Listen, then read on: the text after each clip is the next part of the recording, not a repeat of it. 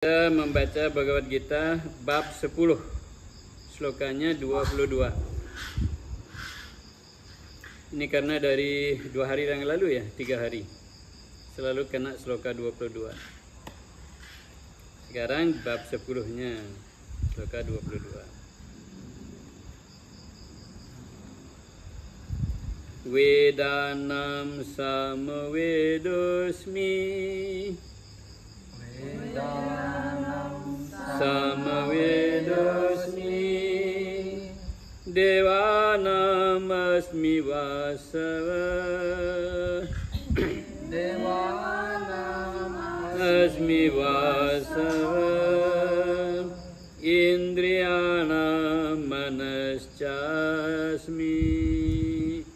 Indriyanam manaschasmi Bhutanam asmi cetana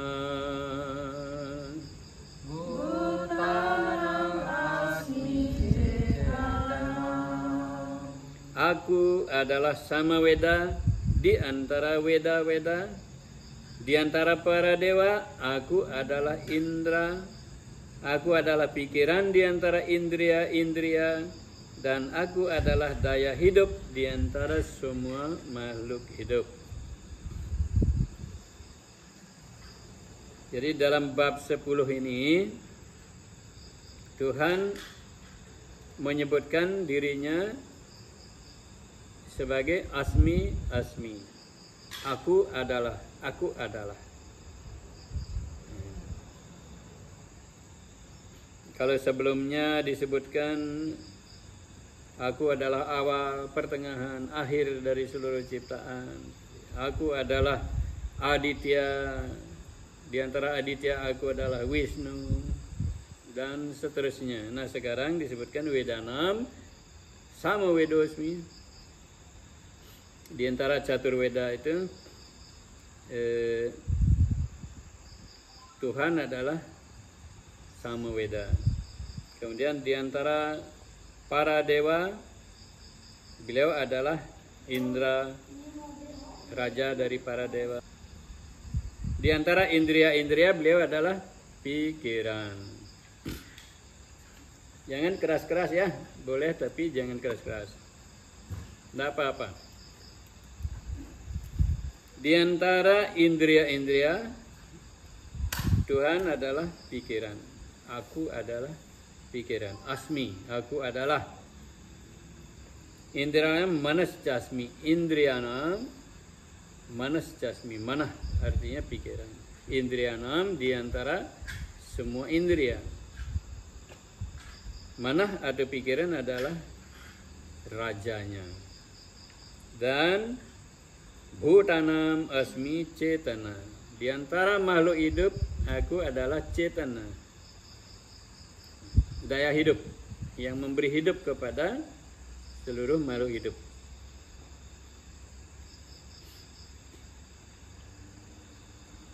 Jadi kalau kita bercermin pada sloka ini, jadi hidup kita itulah Tuhan. Kita bersama Tuhan setiap saat. Karena hidup itu sendiri Tuhan. Kalau hidup itu pergi, kita dibawa ke kuburan. Gendingan itu saja. Waktu dimandikan kita ya. Mamui.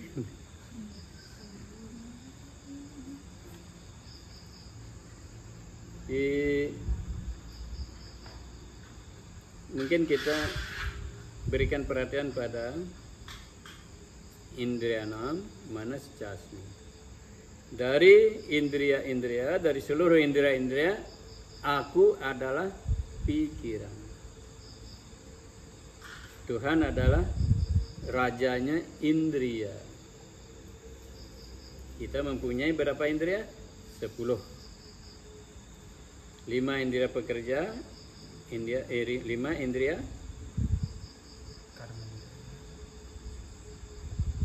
apa itu? Karma indria dan Buddhendriya.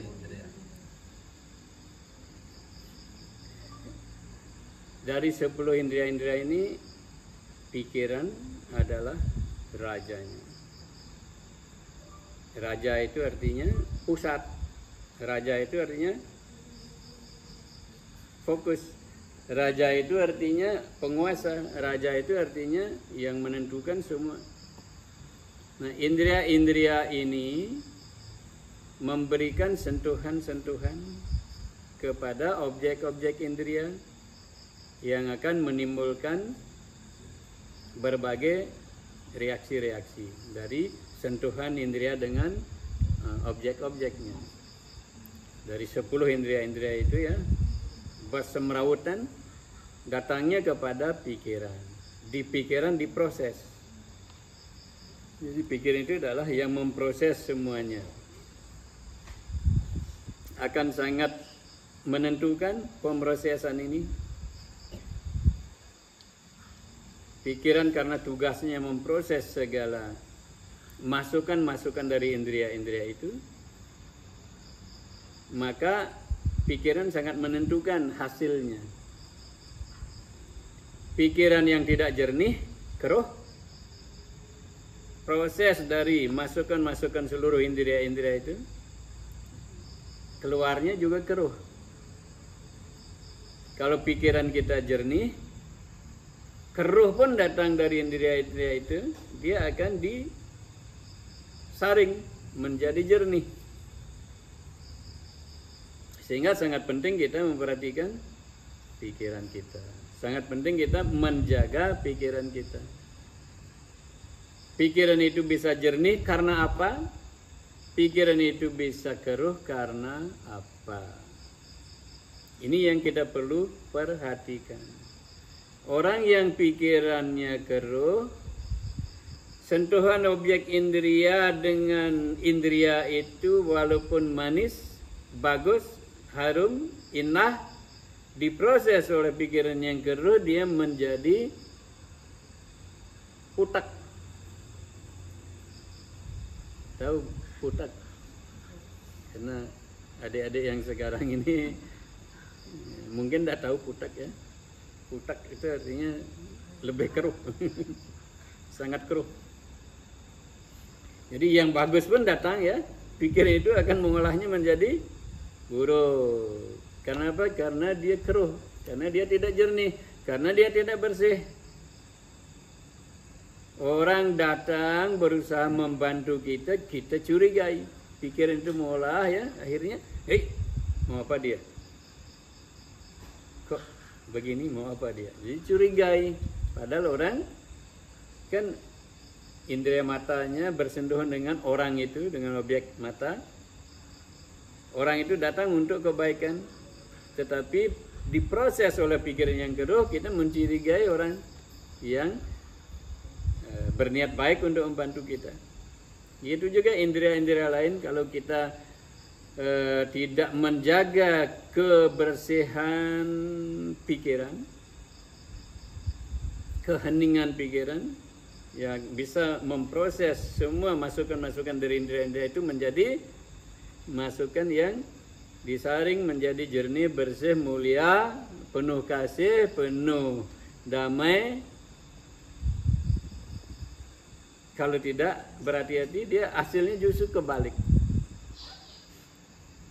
Nah, kalau pikiran itu bersih, jernih, hening, yang jelek-jelek datang pun, orang datang mau mencelakai, wih, tumbennya lo enak, tumben dia mau datang, aduh syukur, astagfirullah, mau tumben iring-iring melingkik.